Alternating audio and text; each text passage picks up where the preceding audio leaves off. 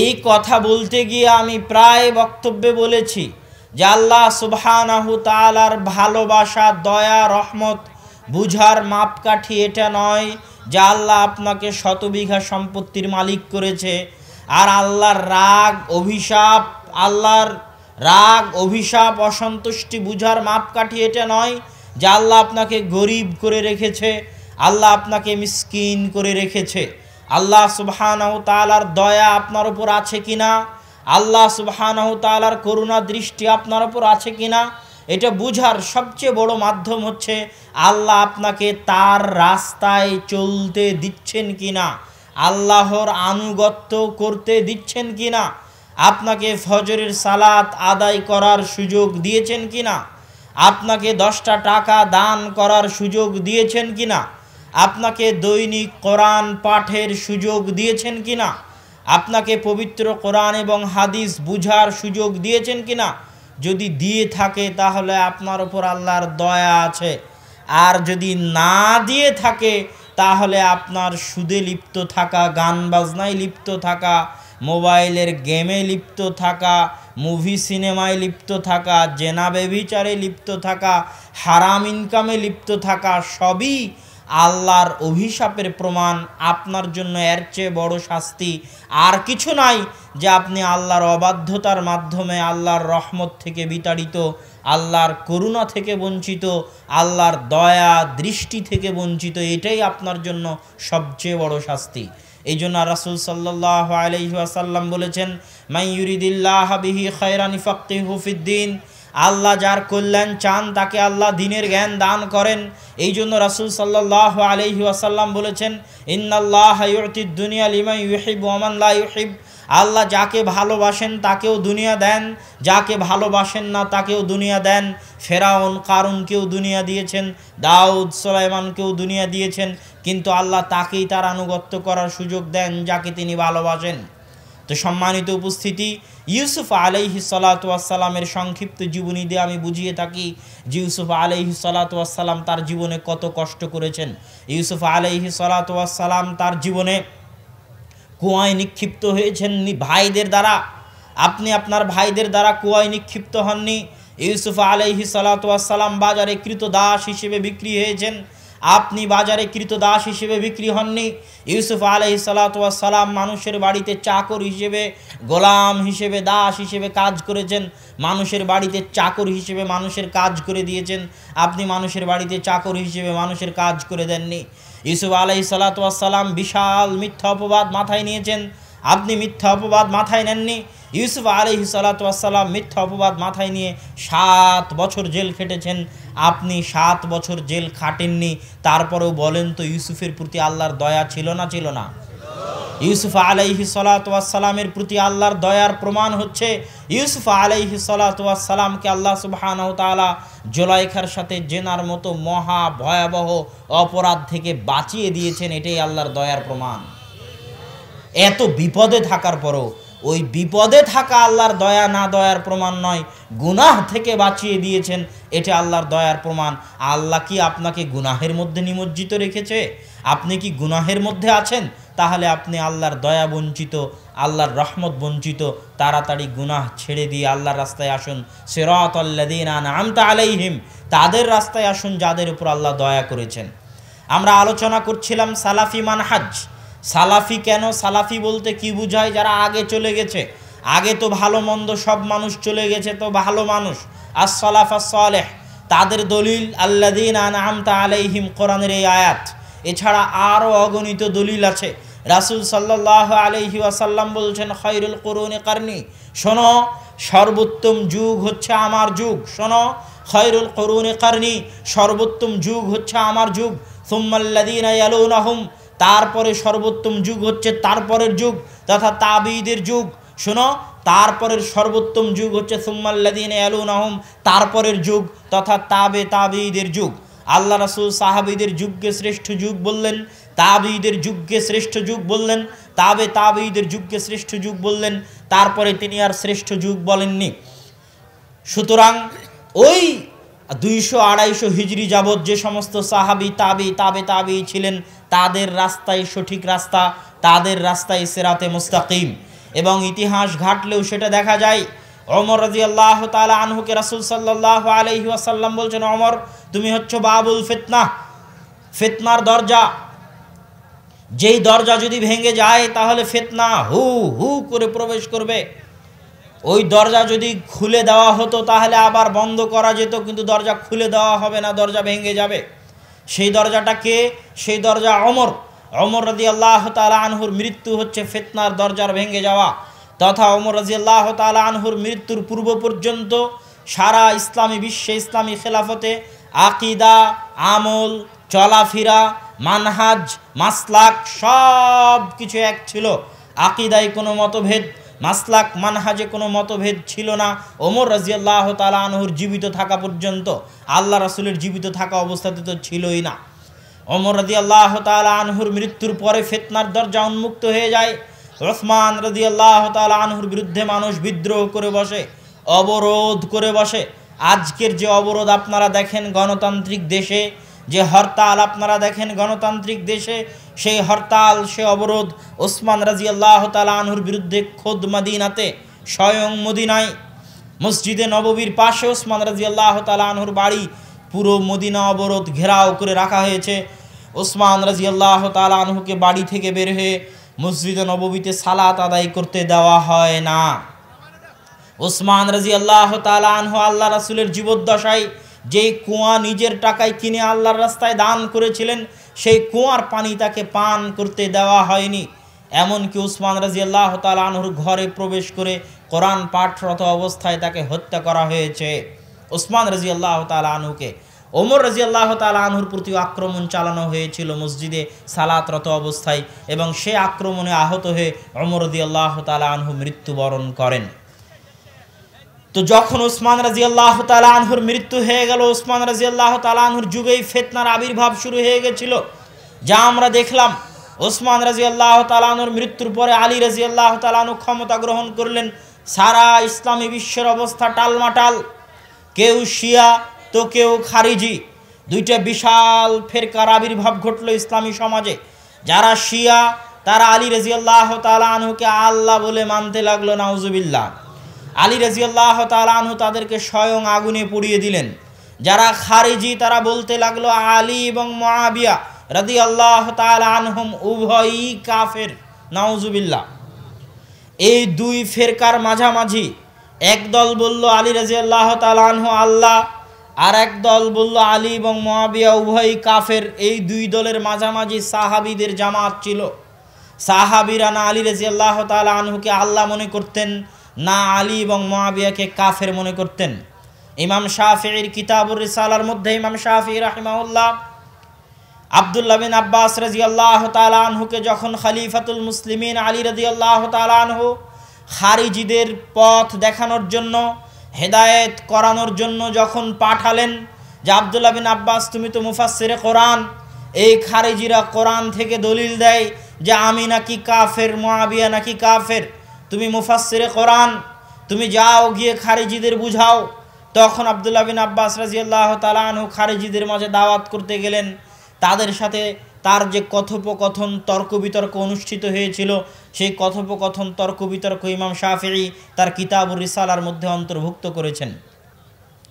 তো একদিকে খারিজি আর একদিকে শিয়া, মাঝামাঝি থাকলো আহলুস সুন্নাতি ওয়াল জামাআহ। আহলুস সুন্নাহ মানে হচ্ছে আহলুল হাদিস। সুন্নাত যেটা, হাদিসও সেটা, হাদিস যেটা, সুন্নাতও সেটা, এটাই আহলুস সুন্নাহ, এটাই আহলুল হাদিস। আর ওয়াল জামাআহ মানে সাহাবীদের জামাত। ওয়াল জামাআহ মানে সাহাবীদের জামাত। সাহাবীদের জামাত শিয়াদের সাথেও ছিল না, সাহাবীদের জামাত খারিজিদের সাথেও ছিল না। তাহলে আমরা হাদিসের সাথে আছি আর জামাতের সাথে আছি, আমরা সুন্নাতের সাথে আছি আর সাহাবীদের জামাতের সাথে আছি। কোরআনের কথা কি জন্য নেই? কোরআনকে আল্লাহ সুবহানাহু ওয়া তাআলা এমনভাবে অক্ষত করেছেন, এমনভাবে হেফাজত করেছেন যে এমন কোনো ইসলামী ফেরকা নাই যেই ফেরকা কোরআনকে অস্বীকার করে। আছে? শিয়া, খারিজি থেকে শুরু করে, মুতাজিলা, মুরজিয়া থেকে শুরু করে, জাহমিয়া, মুশাব্বিহা থেকে শুরু করে যত ইসলামী ফেরকা আছে, বাংলাদেশেও যত ইসলামী দল আছে, কেউ কি কোরআনকে অস্বীকার করে? করে না। এই জন্য কোরআন বলা হয়নি যে আহলুল কোরআন, কেননা কোরআন নিয়ে কোনো মতভেদ নেই। আহলুস সুন্নাহ, কেননা বহু মানুষ আছে যারা ছলচাতুরিতে হাদিসকে অস্বীকার করে, সুন্নাতকে অস্বীকার করে, বিভিন্ন পন্থা অবলম্বন করে হাদিস এবং সুন্নাতকে অস্বীকার করার জন্য। এই জন্য বলা হয়েছে আহলুস সুন্নাহ ওয়াল জামাআহ, কেননা যত পথভ্রষ্ট জামাত আসবে, ফেরকা আসবে, সবাই এই আল জামার শর্তে টিকতে পারবে না। কেউ কাউকে সাহাবিদের সাথে পাবেন না। যখনই বলবেন ওয়াল জামা সাহাবিদের জামাত, তখনই দেখবেন শিয়ারা বের হয়ে গেছে। কেন? শিয়ারা আল্লাহ রসুলের জালিলুল কাদের সাহাবি ওমর রাদিয়াল্লাহু তাআলা আনহুকে গালি দেয় না? শিয়ারা আল্লাহ রসুলের স্ত্রী আয়েশা রাদিয়াল্লাহু তাআলা আনহাকে গালি দেয়। তাহলে ওয়াল জামা সাহাবিদের জামাত বলা মাত্রই শিয়ারা বের হয়ে গেল, কেননা তারা ওমর, আবু বকর এবং আয়েশা রাদিয়াল্লাহু তাআলা আনহাকে সম্মান দেয় না। ঠিক যখনই বলবেন ওয়াল জামাআহ সাহাবিদের জামাত, তখন যারা নাসিবীদের আপনারা বুঝতে পারবেন না যে নাসিবী কারা। অনেকের মধ্যে এখনো নাসিবিয়াত দেখা যায়। নাসিবী হচ্ছে তারা যারা আলী রাদিয়াল্লাহু তাআলা আনহুকে ছোট করতে ভালোবাসে এবং মুআবিয়া রাদিয়াল্লাহু তাআলা আনহুকে আলী রাদিয়াল্লাহু তাআলা আনহুর উপর ফাওকিয়াত প্রাধান্য দেয়। এটা শাম সিরিয়ার মানুষদের মধ্যে দেখা যায়, কেননা শাম এবং সিরিয়াকে মুআবিয়া রাদিয়াল্লাহু তাআলা আনহু শাসন করেছিলেন। শাম এবং সিরিয়ার দীর্ঘদিনের শাসক ছিলেন মুআবিয়া রাদিয়াল্লাহু তাআলা আনহু, এবং উমাইয়াদের দারুল খেলাফা বহুদিন যাবৎ ছিল সিরিয়ার দামেস্ক। এই জন্য সিরিয়ার মানুষদের মধ্যে, যেহেতু মুআবিয়া রাদিয়াল্লাহু তাআলা আনহু সিরিয়ায় থাকতেন এবং তিনি সেখান থেকে গিয়ে আলী রাদিয়াল্লাহু তাআলা আনহুর বিরুদ্ধে যুদ্ধ করেছিলেন, এই জন্য সিরিয়ার মানুষদের মধ্যে আলী রাদিয়াল্লাহু তাআলা আনহুকে ছোট করে দেখার প্রবণতা অনেকের মধ্যে আছে, সকলের মধ্যে নয়। তাদেরকে বলা হয় নাসিবী। তাহলে ওয়াল জামাআহ যখন বললাম তখন তারাও বের হয়ে গেল। আবার যারা খারিজি, তারা অনেক সাহাবীকে কাফের বলে। তাহলে যখন বলবো ওয়াল জামাআহ সাহাবীদের জামাত, তখন খারিজিরাও বের হয়ে যাবে।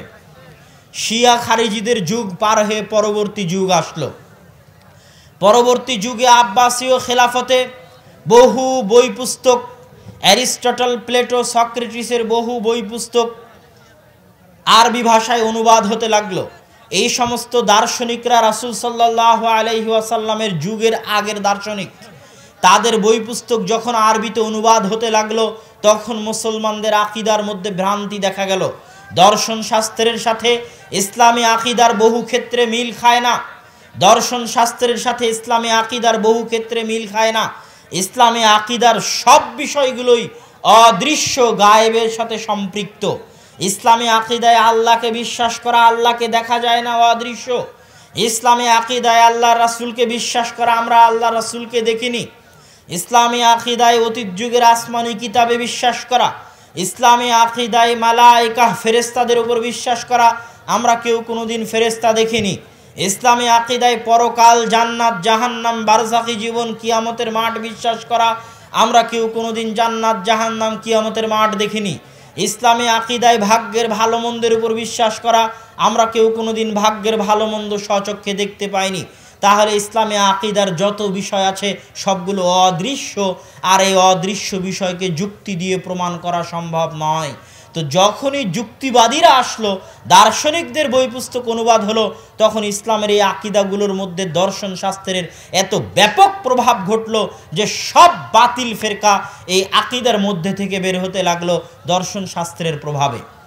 একদল বাতিল ফেরকা এইভাবে বের হলো দর্শন শাস্ত্রের প্রভাবে। তারা বলল, আল্লাহ সুবহানাহু ওয়া তাআলার যদি হাত মানা হয়, আল্লাহ সুবহানাহু ওয়া তাআলার যদি চোখ মানা হয়, আল্লাহ সুবহানাহু ওয়া তাআলার যদি পা মানা হয়, আল্লাহ সুবহানাহু ওয়া তাআলার যদি নিচের আসমানে নেমে আসা মানা হয়, আল্লাহ সুবহানাহু ওয়া তাআলাকে যদি জান্নাতে দেখতে পাওয়া মানা হয়, আল্লাহ সুবহানাহু ওয়া তাআলাকে যদি কিয়ামতের মাঠে তার গোছা উন্মোচন করা এবং তার গোছা উন্মোচনের পর সিজদায় পড়ে যাওয়া মানা হয়, তাহলে আল্লাহ সুবহানাহু তাআলার জন্য তাআদ্দুদুল উলুহিয়াহ, বহু ইলাহ, আল্লাহ সুবহানাহু তাআলার জন্য রহিম, রহমান, পরম করুণাময়, দয়ালু যদি মানা হয়, গফুর, গফফার, ক্ষমাশীল যদি মানা হয়, তাহলে তাদের দাবি অনুযায়ী দুইটা সমস্যা তৈরি হবে। এক, তাআদ্দুদুল উলুহিয়া, বহু ইলাহ, বহু আল্লাহ হওয়া লাজেম আসবে।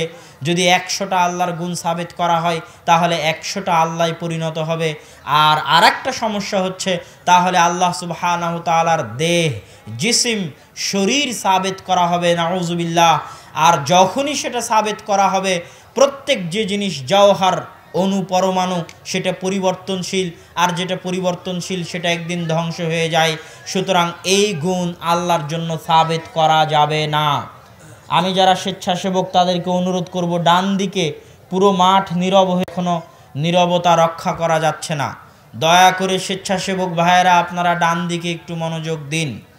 তো আমরা আলোচনা করছিলাম সেই ফেরকা, তারা আল্লাহ সুবহানাহু তাআলার সব গুণকে অস্বীকার করলো। শুধু আল্লাহ, আল্লাহ কি, আল্লাহ কেমন তার কিছুই বর্ণনা করার প্রয়োজন নাই, আল্লাহ আছেন বাস, আল্লাহতে বিশ্বাস করতে হবে। তাদের কি বলা হয়? জাহমিয়া। এদেরই কাছাকাছি আছে মুতাজিলা।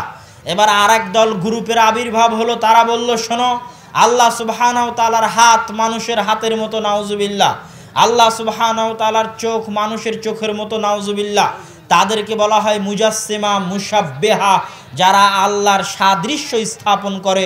এই আরেক দল ফেরকা আবির্ভাব হয়ে গেল। এই দুই দল ফেরকার পরে আরেক দুই দল ফেরকা আসলো, যারা বলল এই দার্শনিকদের যুক্তির জবাব দিতে হবে, দার্শনিকদের মন্তব্যের জবাব যুক্তি দিয়ে দিতে হবে। আজকে যেমন বিজ্ঞানের অনেক তথ্য দিয়ে ইসলামের বিভিন্ন হুকুম আহকামের প্রতি অভিযোগ উত্থাপন করা হচ্ছে, তখন আমরা একদল মানুষকে দেখছি তারা বিজ্ঞান দিয়ে ইসলামকে ডিফেন্স করার চেষ্টা করতেছে। কিন্তু বিজ্ঞান দিয়ে সব সময় ইসলামকে ডিফেন্স করা যাবে না, কেননা ইসলামের সব আকীদা অদৃশ্য, আর এই অদৃশ্য বিষয়ে বিজ্ঞান কিছু বলতে পারবে না। রূহ বিষয়ে বিজ্ঞানের কিছু বলার ক্ষমতা নাই, অতএব বিজ্ঞান দিয়ে ইসলামী আকীদা ডিফেন্স করার কোনো প্রয়োজন নাই। আজকে যেমন বিজ্ঞান দিয়ে ইসলামী আকীদা ডিফেন্স করার চেষ্টা করা হচ্ছে, ঠিক তেমনি আজ থেকে 500, 600, 700 বছর পূর্বে যখন ফালাসিফা, দার্শনিকরা ইসলামী আকীদার উপর আক্রমণ চালালো, তখন একদল আলেম ওলামা বের হলেন যারা যুক্তি দিয়ে ইসলামী আকীদার ডিফেন্স করতে চাইলেন। তাদেরকেই বলা হয় আশআরী, তাদেরকেই বলা হয় মাতুরিদি, যারা আমাদের দেশের অধিকাংশ হানাফি ভাই বোন বা সারা পৃথিবীর অনেক মুসলমানই আশআরী এবং মাতুরিদি আকীদায় বিশ্বাসী। অধিকাংশ হানাফি মাতুরিদি আর অধিকাংশ শাফিঈ আশআরী, অধিকাংশ হানাফি মাতুরিদি আর অধিকাংশ শাফিঈ আশআরী, এই দুই মাযহাবের উৎপত্তি হলো। এই দুই মাযহাব যুক্তি দিয়ে ইসলামের আকীদা প্রমাণ করতে গিয়ে অনেক আকীদা যুক্তি দিয়ে প্রমাণ করতে পারলো, কিন্তু কিছু কিছু আকীদা যুক্তি দিয়ে প্রমাণ করতে পারলো না। তখন তারা করলো কি, 7টা আকীদা, 7টা বিশ্বাস, 7টা গুণ মেনে নিল। আর এর বাইরে আল্লাহর যত আকীদা, যত গুণ আছে সেগুলোর তাবিল, অর্থ পরিবর্তন করতে লাগলো। আল্লাহ নিচের আসমানে নেমে আসেন, সেটা বলতে গিয়ে বলল আল্লাহর রহমত নেমে আসে। আল্লাহ হাত দিয়ে সৃষ্টি করেছেন, সেটা বলতে গিয়ে বলল আল্লাহ তার ক্ষমতা দিয়ে সৃষ্টি করেছেন, আল্লাহর হাত বলা যাবে না। আল্লাহ সুবহানাহু ওয়া তাআলা হাসেন, এটার অনুবাদ করতে লাগলো আল্লাহ সুবহানাহু ওয়া তাআলা সন্তুষ্ট হন। এইভাবে তারা আল্লাহর গুণাবলীর অর্থের বিকৃতি, অর্থের পরিবর্তন ঘটাতে লাগলো। এদের কি বলা হয়? আশআরী এবং মাতুরিদি।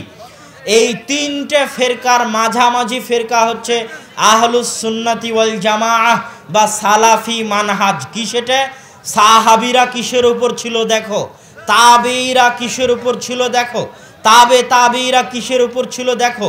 সাহাবীরা যদি এরকম বিশ্বাসের উপর থেকে থাকে যে আল্লাহর নিচের আসমানে নেমে আসা মানে আল্লাহর রহমত নেমে আসা, কোনো সাহাবী থেকে যদি প্রমাণ হয়ে যায় যে কোনো সাহাবী বলেছেন আল্লাহর নিচে নেমে আসা মানে আল্লাহর রহমত নেমে আসা, কোনো সাহাবী থেকে যদি প্রমাণ হয়ে যায় আল্লাহর হাত মানে আল্লাহর ক্ষমতা, কোনো সাহাবী থেকে যদি প্রমাণ হয়ে যায় আল্লাহর হাসা মানে আল্লাহর সন্তুষ্টি, তাহলে মেনে নেব। আর যদি প্রমাণ না হয় তাহলে আমরা ওয়াল জামাআহ, সাহাবীদের সাথে আছি, আমরা তাবেঈদের সাথে আছি। যেমন আবু হানিফা, হানাফি ভাইয়েরা দাবি করেন যে তারা হানাফি, কিন্তু মূলত তারা মাযহাবে হানাফি, আকীদায় মাতুরিদি, আকীদায় তারা হানাফি নন। এটা আব্দুল্লাহ জাহাঙ্গীর রাহিমাহুল্লাহ তার বইয়ে প্রমাণ দিয়ে গেছেন। আল ফিকহুল আকবার, ইমাম আবু হানিফা রাহিমাহুল্লাহর লিখিত বই, সেই বইয়ে আবু হানিফা রাহিমাহুল্লাহ স্পষ্ট বলেছেন আল্লাহর হাত যেমন তার শানে মানায় তেমন, কেমন হাত তা আমরা জানি না, কিন্তু আল্লাহর হাত মানে আল্লাহর শক্তি, এই অর্থ করা আল্লাহর আকীদা, আল্লাহর সিফাতের শানে গুস্তাখি করা। আল্লাহ সুবহানাহু ওয়া তাআলা সপ্তম আসমানের উপরে আরশের উপরে আছেন, এটা সত্য প্রমাণিত, এটা বিশ্বাস করতে হবে। কেমন আছেন, কেমনে আছেন তা আমরা জানি না, যেমন আল্লাহর শানে মানায় তেমন আছেন, তেমনি ভাবে আছেন। তো এই সকল ফিরকার মাঝামাঝি সালাফে সালেহিন আহলুস সুন্নাত ওয়াল জামাতের ফিরকা, দিন আরও সামনে বাড়তে থাকলো, ফিরকা আরও আবির্ভাব হতে থাকলো।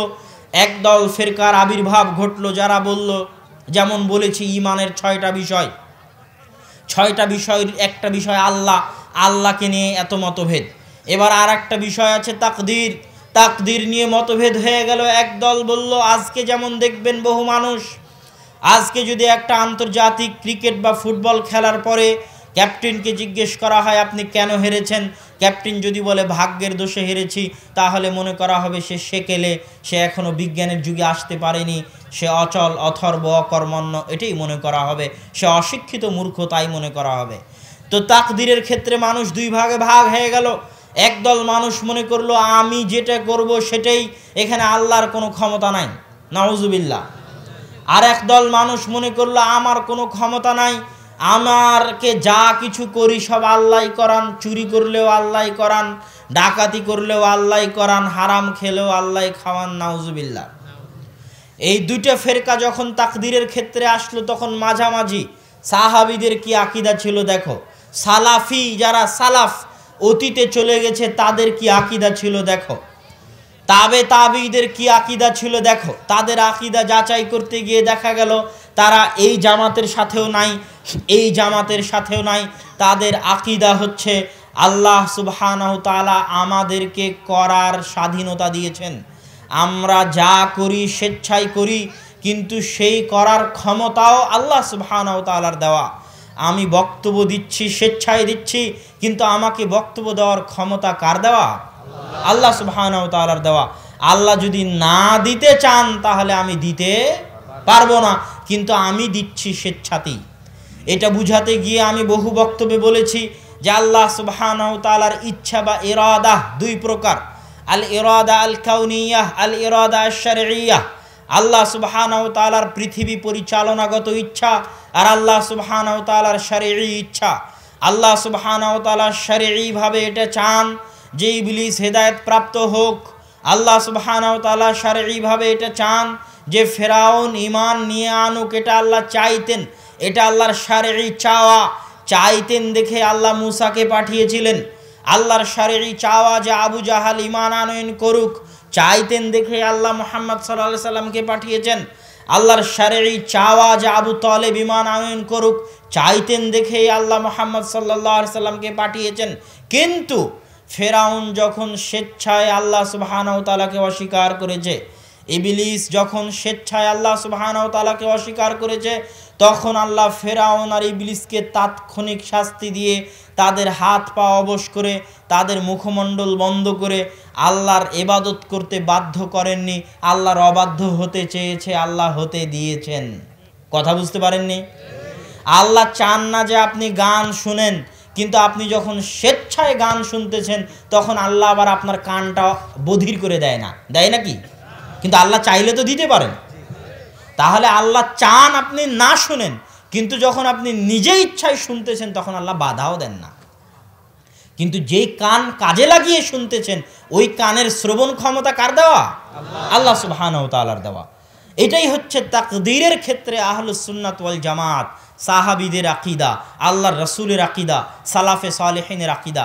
আর তাকদীর এত কঠিন, এত জটিল, এত মজবুত বিষয় যে একজন মানুষ যদি উহুদ পাহাড়ের সমান স্বর্ণ আল্লাহর রাস্তায় দান করে আর তার যদি তাকদীরের বিশ্বাসে টালমাটাল থাকে, তার ওই দান আল্লাহর দরবারে কবুল হবে না। এই জন্য তাকদীরের বিশ্বাস হতে হবে মজবুত। এই করোনার সময় মানুষ তাকদীরের বিশ্বাসে কে কত মজবুত ছিল এটার প্রমাণ দিতে হয়েছে। ভবিষ্যতে আরও আপনাকে প্রমাণ দিতে হতে পারে যে তাকদীরের বিশ্বাসে আপনি কত মজবুত। তাকদীর মুসলিম জাতির জন্য একটা দয়া, তাকদিরের বিশ্বাস মুসলিম উম্মার জন্য একটা দয়া। কেমনে দয়া? যদি তাকদিরের বিশ্বাস না থাকে তাহলে আপনি আত্মহত্যা করতে বাধ্য হবেন। যে যতগুলো ছেলে দেখবেন আত্মহত্যা করতেছে, এদের তাকদিরের উপর বিশ্বাস পরিপূর্ণ নাই, এটাই ঠিক। আপনি এসএসসিতে ফেল করেছেন তো কি হয়েছে? আল্লাহ সুবহানাহু ওয়া তাআলা আপনার জন্য এই ফয়সালা করেছিলেন, এটা আপনার ভাগ্যে ছিল, সাধ্য অনুযায়ী চেষ্টা করেছেন, সফল হতে পারেননি, ধৈর্য ধারণ করতে হবে, তাকদিরের উপর বিশ্বাস করতে হবে, এটাই তো ইসলাম। এবং সবর আর রিদা এই দুইটার মধ্যে পার্থক্য আছে। অনেক মানুষ সবর এবং রেজার মধ্যে পার্থক্য বুঝে না।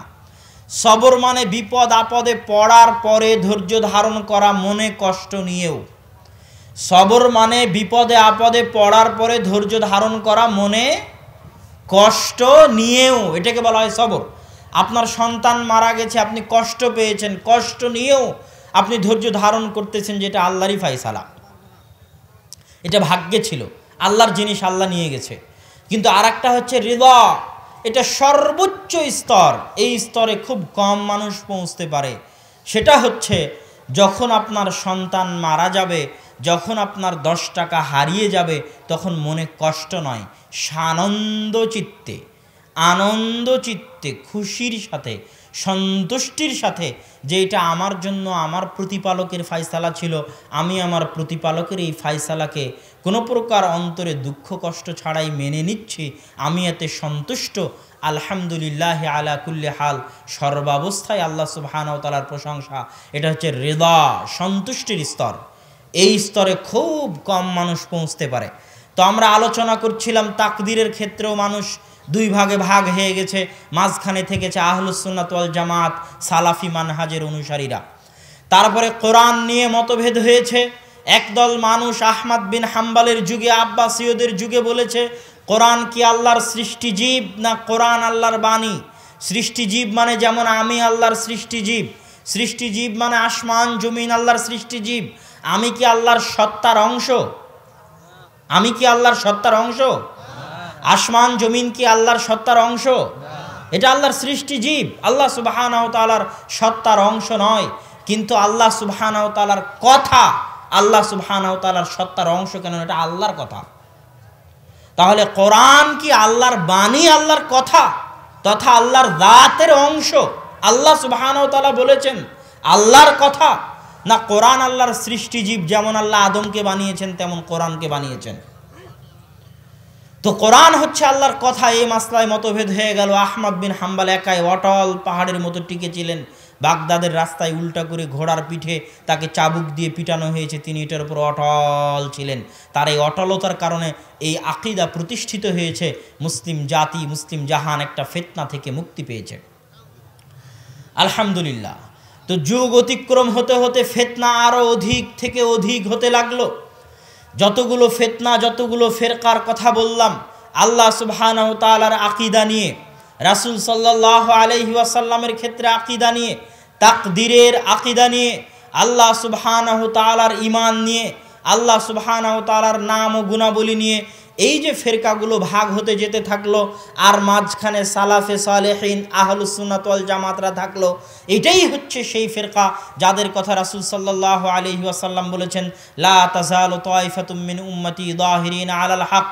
আমার উম্মতের মধ্যে কিয়ামত পর্যন্ত একদল মানুষ থাকবে যারা হকের উপর টিকে থাকবে, যারা তাদের ক্ষতি করতে চাইবে তারা তাদের ক্ষতি করতে পারবে না, কিয়ামত পর্যন্ত তারা হকের উপরেই টিকে থাকবে। এটা রাসূল সাল্লাল্লাহু আলাইহি ওয়াসাল্লামের ভবিষ্যৎবাণী। সম্মানিত উপস্থিতি, এই হকের মানদণ্ড আরও স্পষ্টভাবে কিভাবে চিনবেন?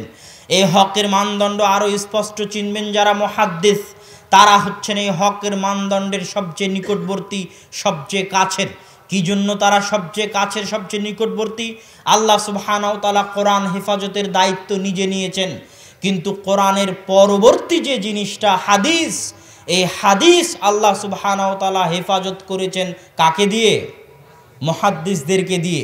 মুহাদ্দিসরা এই হাদিসের পিছনে যত শ্রম, যত পরিশ্রম দিয়েছেন, শত বিজ্ঞানী, সারা পৃথিবীর সব বিজ্ঞানী মিলে তাদের বিজ্ঞান শাস্ত্রের জন্য তত পরিশ্রম দিয়েছে বলে কল্পনা করা যায় না।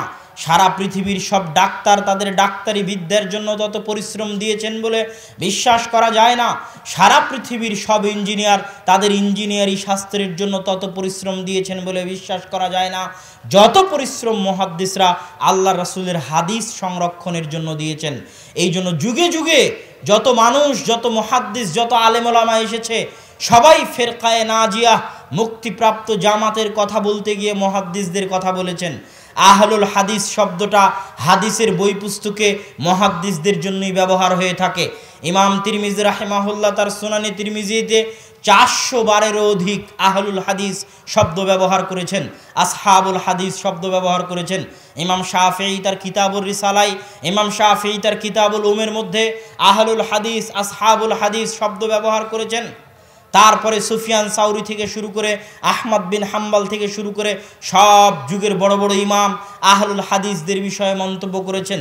সুফিয়ান সাউরি বলছেন, ইন্নাল মালায়েকা হুররাসুস সামা, ফেরেশতারা হচ্ছে আসমানের রক্ষক, আসমানে যেন কেউ ওহী চুরি করতে না পারে তার রক্ষক। আর আহলুল হাদিসরা হচ্ছে জমিনের রক্ষক, জমিনে কেউ যেন হাদিসের মধ্যে জাল জয়ীফ তৈরি করতে না পারে, এটার রক্ষক হচ্ছেন আহলুল হাদিসরা। আসমান থেকে যে ওহী এসেছে কোরআন, সেই ওহীর হেফাজত ফেরেশতা করেছে। আর যে ওহী রাসূল সাল্লাল্লাহু আলাইহি ওয়াসাল্লামের মুখ নিঃসৃত, আল্লাহর পক্ষ থেকে প্রাপ্ত, আল্লাহ রাসূলের মুখ নিঃসৃত সেই হাদিসের হেফাজত দুনিয়াতে জমিনে করেছেন মুহাদ্দিসেরা। এই জন্য আহমদ বিন হাম্বল বলেছেন, ইমাম বুখারী বলেছেন, যদি আমরা না জানি যে আহলুল হাদিসরা এই ফিরকায়ে নাজিয়া নয়, তাহলে আমরা জানি না কারা এই ফিরকায়ে নাজিয়া।